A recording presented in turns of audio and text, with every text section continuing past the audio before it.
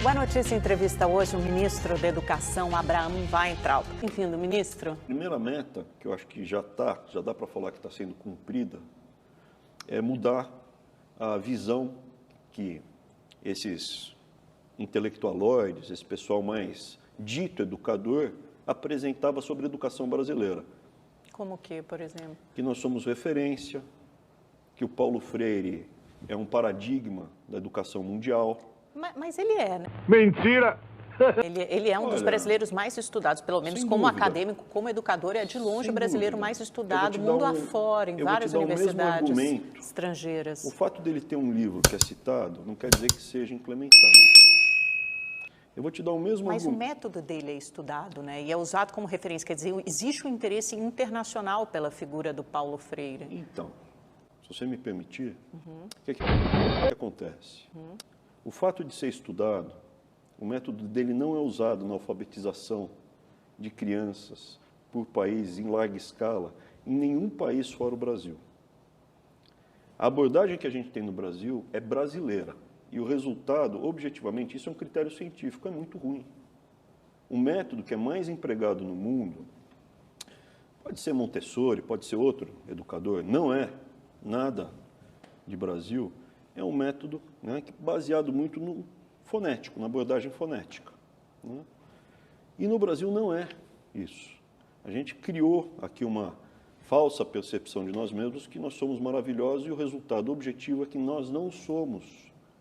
Como educadores. Acha que alguém tem essa visão de que a educação no Brasil é maravilhosa? Eu não sei se no Brasil nasceu mais gênios, mas eu sei que Paulo Freire é o nosso gênio do século XX na educação.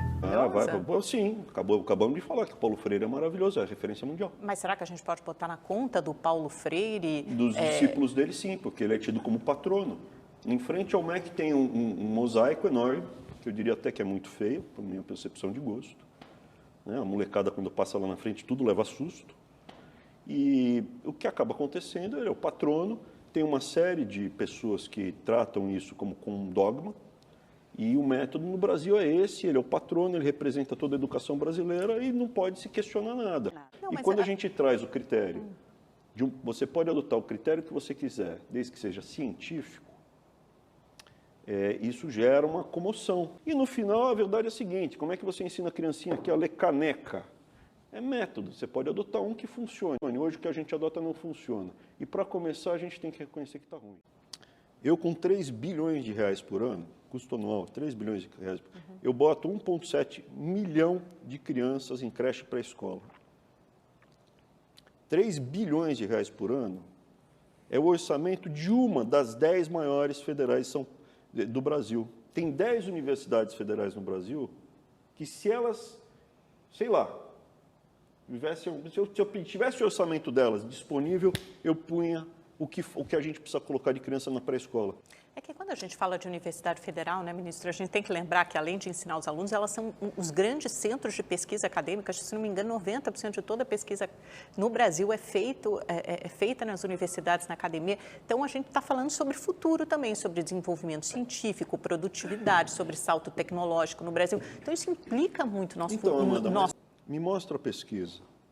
O Brasil, eles alegam que está gerando muita pesquisa. A gente é o 13º lugar no mundo que mais produz pesquisa científica. Só que a gente produz muito, tem coisa boa também. Claro. Só que está diminuindo. E o que está aumentando, e aumentou muito, foi lixo. O senhor via isso na Unifesp? Porque o senhor vem da academia, né? Muito. Houve, sim, um crescimento gigantesco das universidades federais, com baixíssimo critério e sem ter o comprometimento com entrega de resultado. Eu te dou argumentos, mas do começo, meio e fim. A gente está em produção científica em 13º lugar.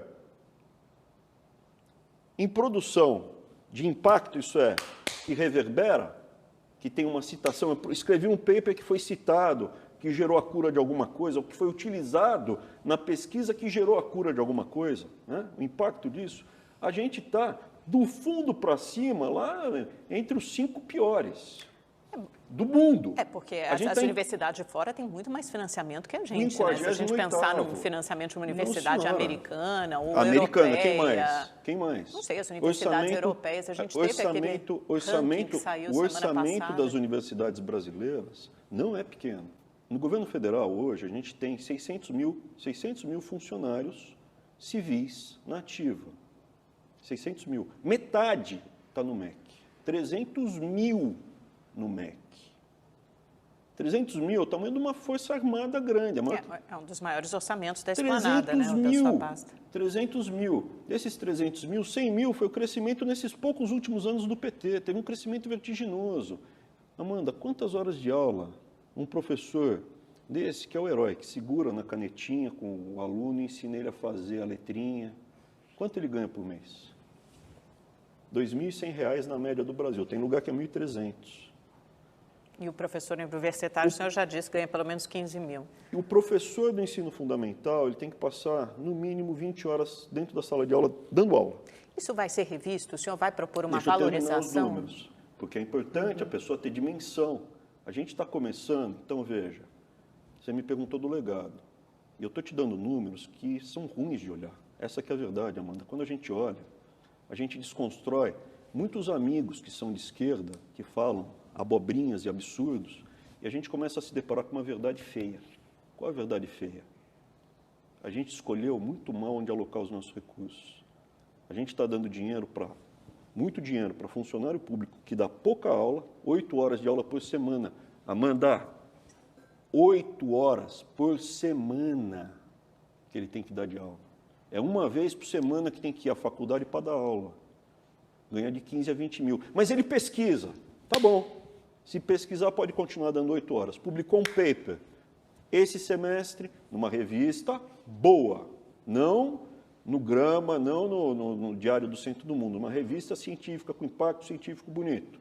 Pode continuar no próximo semestre, dando 8 horas de aula. Meu Deus do céu, Amanda. A quantidade de coisa que a gente faz, ou que não faz, tem uma série de departamentos e cursos que foram criados sem nenhum aluno. Tem 20 professores em departamento, um monte de departamentos sem aluno nenhum. Quanto ganha um professor desse com dedicação exclusiva se tiver doutorado? De 15 a 20 mil reais por mês. Aí você junta esse exército e a gente vê o resultado. Agora, ministro, por outro lado, os críticos o apontam também como um dos ministros da chamada ala ideológica do governo. E quando o senhor entra nesses embates muito fortemente contra as universidades, contra o que seria um legado do PT, o que o senhor chama de má alocação dos recursos... Desculpa, não é o legado do PT, não. Esse legado... O aumento de gastos, né, no ensino superior, uma escolha para alocar os recursos, principalmente no ensino superior. Começou antes. Mas mais do que isso, só para terminar minha pergunta, algumas declarações polêmicas que o senhor tem feito, e isso não desvia muito a atenção e tira energia do que deveria ser o ponto fulcral da educação, como o senhor mesmo sugere, que é um investimento, uma atenção principalmente para a educação básica, onde está o principal gargalo da educação, quer dizer, não torna um problema ainda mais ideológico, uma ideologia com sinal invertido, uma ideologia que se retroalimenta? Onde foi que eu falei alguma coisa de fazer ideologia com as crianças? O senhor disse que é preciso desconstruir e combater uma ideologia. Aí essas pessoas da esquerda vão achar que o senhor tem a ideologia não é para ensinar inversa. Ideologia do oprimido na escola, é para ensinar a ler, escrever e fazer conta. A gente quer trazer, por exemplo, eu quero implementar critérios científicos no ensino das nossas crianças. Se isso é ideologia, pode me chamar de ideólogo. O presidente Bolsonaro disse que já encomendou um projeto justamente para acabar com a ideologia de gênero na escola fundamental. Ele falou que encomendou esse projeto ao MEC. Quando eu era pequenininho, mais jovem, século passado, estamos falando, né, muito tempo atrás, tinha sexo. Você é sexo masculino ou feminino. Aí começou... Nos Estados Unidos, porque essa toda ideologia que vem, ela vem muito banhada lá de fora. Só para deixar claro, tem muita gente que não concorda com esse termo, né? Diz que ideologia de gênero é um termo falacioso e que o correto seria o identidade. Chubilubilu, chubilubilau, deixa de frescura e pega no meu... Então, eu só queria falar do gênero. Enfim, então, o que acontece? Eu sou bem pragmático, gênero só. Quando você é em qualquer lugar, estava lá marcado sexo masculino e feminino, você tinha que fazer um xizinho, masculino, feminino, concorda? Aí veio lá de fora o gender, e a gente traduziu. Lá fora, essa discussão, essa malandragem começou lá fora. Aqui dentro a gente trouxe como gênero. Bom, que eu saiba, só tem um tipo de gênero aqui. Biologicamente falando, é o gênero humano. Biologicamente, gênero é humano. Do gênero humano, você pode ser Homo sapiens ou Homo neanderthalis. Só. Se você é mamífero, biologicamente, biologia, o seu DNA só dá duas possibilidades, macho ou fêmea. XX, fêmea, XY, macho. Mas eu nasci sem pipi e tenho XY. Você tem um DNA de macho. Como nós, sociedade, vamos te tratar? Vamos pegar o caso da Roberta Close. Eu chamaria ela senhora Roberta Close. Sim, pois não, etc. Tal. Socialmente, a gente tem que ser flexível. Como a pessoa se enxerga e se A reconhece. sua preferência sexual, desde que seja tomada de livre-arbítrio, eu sou uma pessoa que tem capacidade de tomar uma decisão por mim mesmo. Eu já sou uma pessoa com essa capacidade cognitiva.